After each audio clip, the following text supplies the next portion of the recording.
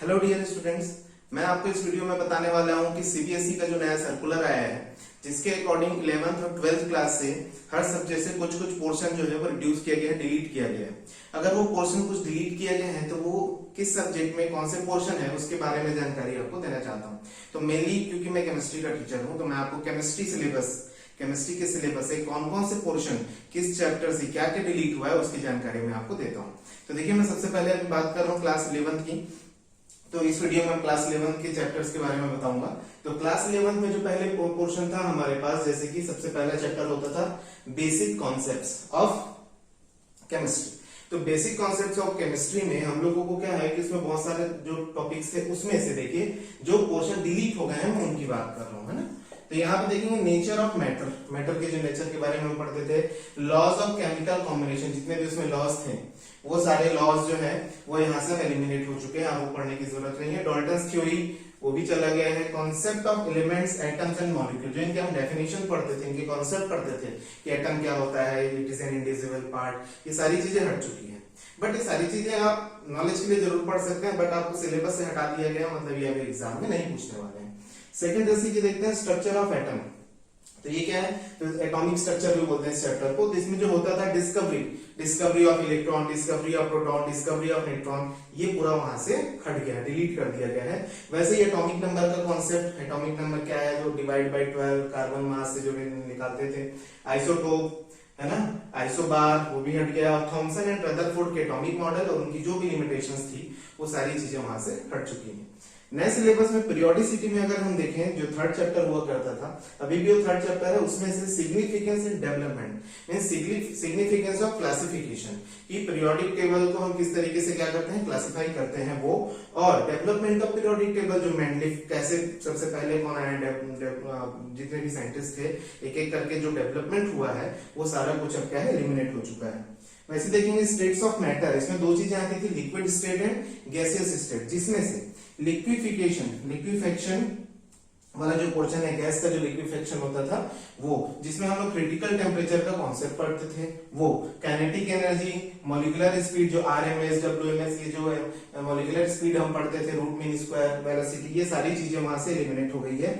और liquid state के भी मोस्ट ऑफ दी पार्ट जो है, जैसे विस्कोसिटी, सरफेस टेंशन, ये सारी चीजें हम उसमें से एलिमिनेट हो चुकी है। ओके, इसी तरीके से देखेंगे थर्मोडायनेमिक। अच्छा, ये फिफ्थ चैप्टर था। फोर्थ चैप्टर था केमिकल बॉन्डिंग है, वो अभी भी केमिकल बॉन्डिंग एक ऐसा चैप्टर है क्लास 11 का जिसमें से एक भी पोर्शन को डिलीट नहीं किया गया है, तो वो एज इट इज रहेगा।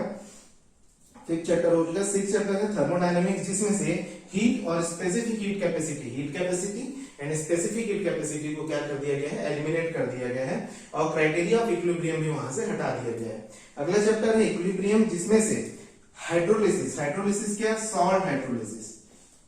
जब हम सॉल्ट हाइड्रोलिसिस पढ़ते थे, तीन टाइप के जो सॉल्ट होते हैं, स्ट्रॉन्ग एसिड, स्ट्रॉन्ग बेस, फिर strong acid, weak base, strong base, weak acid, वो उसके जो सॉल्ट की हाइड्रोलिसिस करते थे, उसका पीएच निकालते थे, वो पोर्शन हट गया, पीएच रहेगा बट ये सॉल्ट का पोर्शन हट जाएगा। हेंडरसन जो कि बफर का पार्ट होता है, बफर का पोर्शन भी यहां से रिमूव हो जाएगा। ओके, तो अगला चैप्टर है चैप्टर नंबर 8, रेडॉक्स रिएक्शन।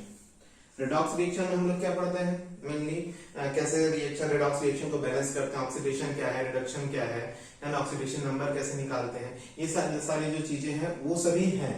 केवल जो एप्लीकेशन पार्ट है कि रेडॉक्स रिएक्शन के हम एप्लीकेशन कहाँ यूज कर सकते हैं, कोरोजन में कैसे यूज होता है, कोरोजन से बचने के लिए, या फिर प्लेटिंग जो पढ़े हैं वो सारी चीजें इसमें से रिमूव हो चुकी, मतलब एप्लीकेशन पार्ट हमको नहीं पढ़ना है।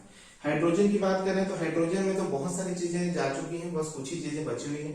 तो जो जा चुकी है, डिलीटेड पोर्शन क्या है, तो प्रिपरेशन एंड प्रॉपर्टीज यूजेस, ये तीनों चीजें हाइड्रोजन की प्रिपरेशन, प्रॉपर्टीज, यूजेस, ये हट चुकी हैं।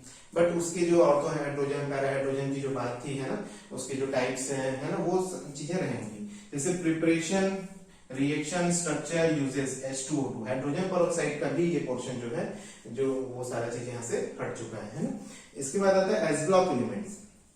तो एस ब्लॉक में क्या है, एस ब्लॉक एलिमेंट्स में हम देखेंगे तो हम एस ब्लॉक में उसकी पूरी पीरियोडिसिटी पढ़ते हैं, कौन कौन से एलिमेंट्स हैं, कौन कौन से ग्रुप में, हर ग्रुप के अलग अलग देखा जाए तो अगर हम सबसे पहले एस ब्लॉक में जैसे बात करें, preparation and properties of sodium carbonate, sodium chloride, NaOH, sodium bicarbonate, ये चार कंपाउंड का प्रिपरेशन और प्रॉपर्टीज जो है वो अब सिलेबस से रिमूव हो चुका है। उसी तरीके से biological importance of sodium potassium, जो सोडियम पंप पोटेशियम पंप हमारे बॉडी में जो ये इनका क्या वर्क है, मैग्नीशियम का कैल्शियम का ये किस में होते हैं, कौन कौन से एंजाइम में पाए जाते हैं, वो सारी चीजें बायोलॉजिकल इंपॉर्टेंस अब वो हट चुकी है, तो ये हमको नहीं पढ़ना है। इसी तरह से कैल्शियम कार्बोनेट कैल्शियम ऑक्साइड इनके जो यूजेस हैं वो हट चुके हैं। पी ब्लॉक में देखेंगे तो पी ब्लॉक में होता है boron family, carbon family, nitrogen है ना, तो बोरॉन फैमिली से borax, boric acid, boron hydride, इन तीनों का जो है वो पोर्शन हट चुका है, जो यूजेस हम उसके पढ़ते थे। एल्यूमिनियम की जो रिएक्शन है, जो acid reaction with acid, reaction with base, वो भी रिमूव हो चुका है। इसी तरीके से ये तो बोरॉन फैमिली हम बात कर रहे हैं, तो बोरॉन का हो गया एल्यूमिनियम। इसी तरीके से सिलिकॉन, कार्बन फैमिली में कार्बन के भी कुछ पोर्शन वहां से रिमूव हुए हैं, वो बुक आने के बाद ही समझ में आएगी, क्योंकि सब इंपॉर्टेंट पॉइंट्स बस लिखा हुआ है। अगर हम देखें सिलिकॉन, तो कार्बन फैमिली में सिलिकॉन के टेट्राक्लोराइड, सिलिकॉन, सिलिकेट, जियोलाइट्स, इनके यूजेस जो है वहां से रिमूव हो चुके हैं, ठीक है, सिलेबस से। उसी तरीके से हम बात करते हैं ऑर्गेनिक केमिस्ट्री में, तो बहुत अच्छी बात है। ऑर्गेनिक केमिस्ट्री में जो मेन पोर्शन जहां से नीट जेईई में भी क्वेश्चन बनते हैं और ज्यादातर जो क्वेश्चन आते हैं उन सबको रखा गया है, क्योंकि इंपॉर्टेंट भी है। बट प्यूरिफिकेशन पार्ट जो ज्यादा इंपॉर्टेंट भी नहीं था, और एक एनालिसिस पार्ट जिसमें दो होता है, क्वांटिटेटिव एनालिसिस और क्वालिटेटिव एनालिसिस, वो भी वहां से रिमूव कर दिया गया है, ठीक है। तो ऑर्गेनिक केमिस्ट्री जो है ऐसा है कि एज इट इज ही रहेगा, उसमें कोई ज्यादा चेंजेस नहीं हुए। बहुत छोटे से, जो वैसे भी ये बहुत कम यूज होते थे, इनके क्वेश्चन भी कम आते थे, वो पोर्शन को ही वहां से रिमूव किया गया है। बाकी सारी चीजें, नॉमेनक्लेचर, आइसोमेरिज्म, ये सारी चीजें उसमें हमको पढ़नी है। इसी तरीके से देखते हैं हाइड्रोकार्बन, एक चैप्टर है। तो हाइड्रोकार्बन चैप्टर में अगर हम देखें तो उसमें तो सारी होमोलॉगस सीरीज सब कुछ हमको पढ़ना है। क्या नहीं पढ़ना है, तो वो है free radical mechanism of halogenation and combustion, ठीक है। तो फ्री रेडिकल मैकेनिज्म के बारे में तो आपको आप देखेंगे आपके बुक में, तो ये जो मैकेनिज्म है, हम हैलोजिनेशन कराते थे या कंबस्शन प्रोसेस कराते थे, उस प्रोसेस, वो जो पोर्शन है वो अब उसमें से हट गया है, उससे क्वेश्चन नहीं बनेंगे। उसी तरह से इन्वायरमेंटल केमिस्ट्री पढ़ना और जानना भी बहुत जरूरी है, बट देखा जाए तो इस सिलेबस के हिसाब से इस पूरे से वो कनेक्ट नहीं हो पाता है शायद, तो इसलिए इन्वायरमेंटल केमिस्ट्री जो है पूरी तरह से सीबीएसई के सिलेबस से 11th क्लास से रिमूव कर दिया गया। तो मैं उम्मीद करता हूं कि आपको ये जो इन्फॉर्मेशन है वो यूजफुल लगी होगी। तो ये सभी सीबीएसई के स्टूडेंट्स के लिए जो क्लास 11th के हैं या 11th में जाने वाले हैं, उनके लिए बहुत इंपॉर्टेंट है। Okay, thank you.